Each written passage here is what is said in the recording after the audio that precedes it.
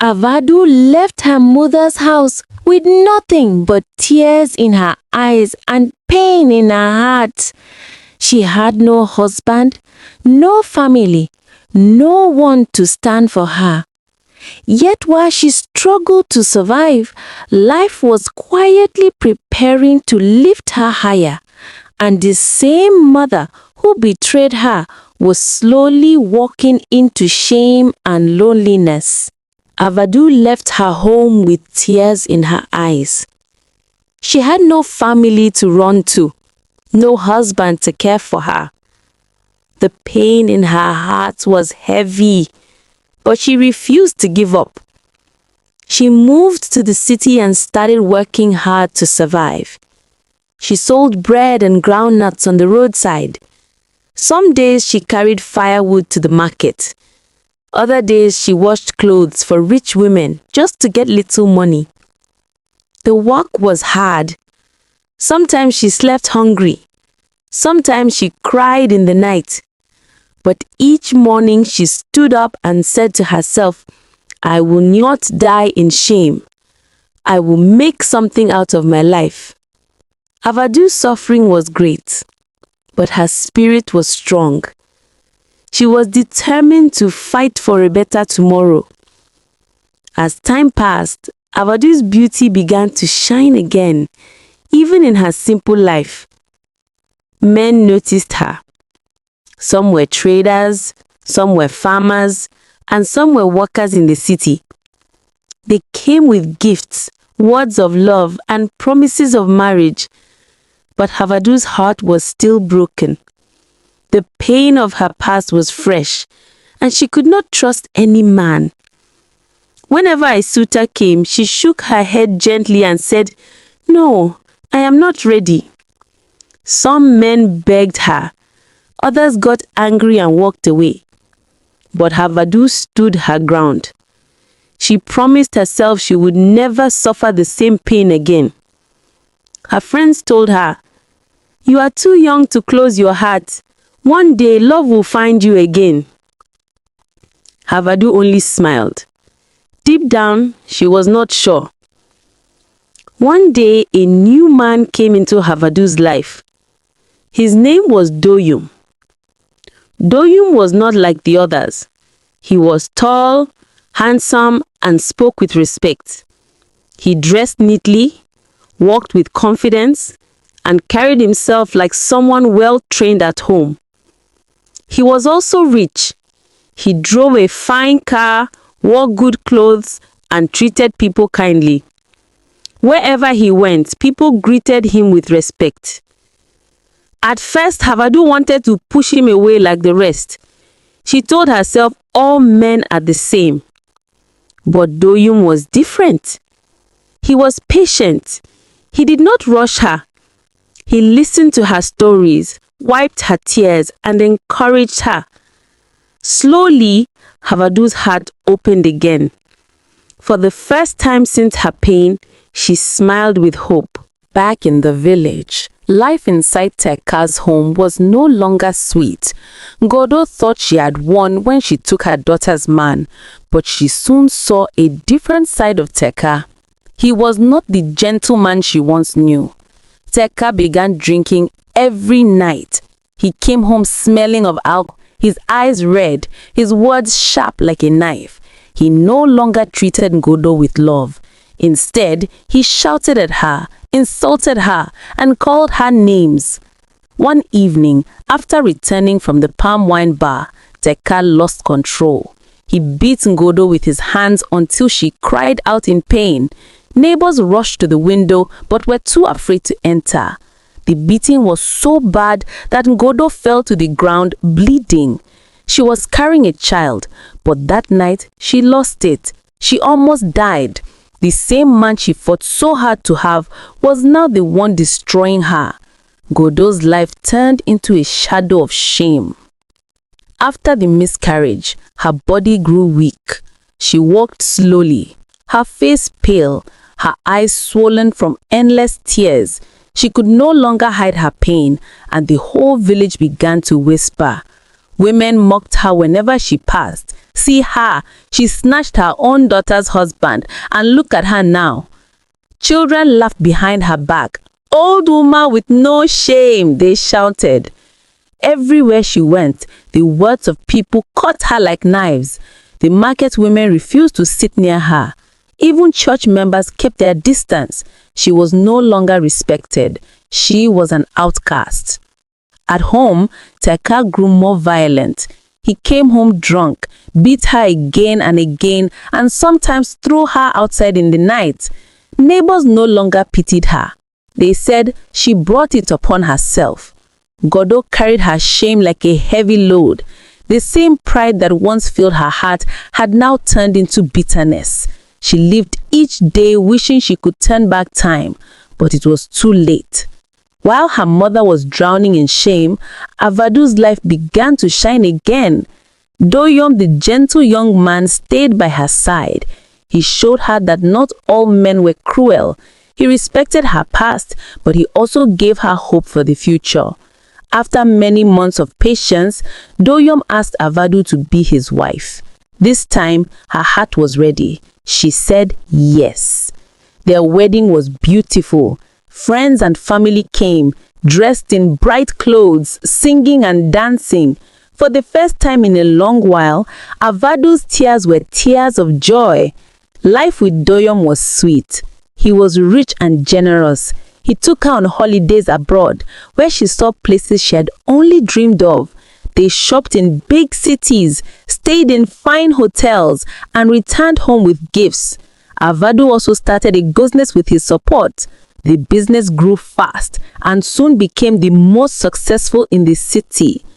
People looked up to her, respected her, and admired her strength. Her past was still part of her story, but it no longer defined her. Avadu had found a new beginning. Avadoo's joy multiplied when she became a mother. Her first child was a strong baby boy with bright eyes and a smile that melted hearts. Soon after, another baby boy came, bringing more laughter to their home. Then, as if heaven wanted to complete her happiness, she gave birth to 2 beautiful girls. Their soft cries filled the house with music. Doyum was proud of his family. He gave his wife and children the best life. The children attended the best schools, and because of Doyum's success, they became citizens of the United States. At home, their laughter echoed through the halls. They ran around the compound, playing with toys and chasing each other. Avadu often stood at the doorway, watching them with tears of joy. Her house was now full of love, peace, and blessings. The pain of yesterday had turned into the sweetness of today. Back in the village, Ngodoo's life grew darker with each day. After many years of suffering in Terkaa's house, she could no longer endure the beatings and insults. One night, after a terrible fight, she packed a small bag and left. She returned to her father's compound, but it was no longer hers. Her brothers refused to take her in. The villagers mocked her at the sight of her torn wrapper and tired face. With nowhere else to go, Ngodoo built a small hut at the edge of the village. It was lonely and cold. The roof leaked when it rained, and snakes sometimes crawled in through the holes in the wall. Once, she had been full of pride, walking tall as a woman who thought she had everything. Now she was alone, broken and rejected. At night, her tears were her only companion. The silence of the hut reminded her of the life she had destroyed with her own hands. Terkaa also paid for his choices. After losing Ngodoo, he thought he would find another woman, but no girl in the village wanted him. They all remembered how he drank too much and how he beat Ngodoo until she almost died. Whenever he tried to talk to a woman, they turned away. Some laughed at him, others insulted him to his face. Terkaa began to drink even more. Every evening, he sat alone at the palm wine bar, his head on the table. His once strong body grew weak. His clothes became dirty, his hair unkempt. He was a man with no family, no respect, and no peace. The same hands that once held Avadu now shook with regret. The same mouth that once spoke sweet words now muttered to itself in drunken sorrow. Terkaa had become a lonely, sad man. Godo could not escape the voice of the village. Every time she went to the stream or the market, she heard people talking. Women whispered, children laughed, men shook their heads. "Have you heard about Avadu?" they would say. "She is living like a queen in the city. Her husband takes her abroad. She has 4 beautiful children. Her business is the biggest in town." Godo pretended not to hear, but the words cut her deeply. At night, she sat alone in her small hut, replaying the gossip in her mind. She imagined her daughter wearing fine clothes, shopping abroad, and smiling with her family. But Ngodoo knew she could never step into that life again. Shame chained her to her lonely hut. Her daughter was now far above her, shining in a world she could only dream of. Ngodoo's shame grew heavier each day. She could not walk freely in the market.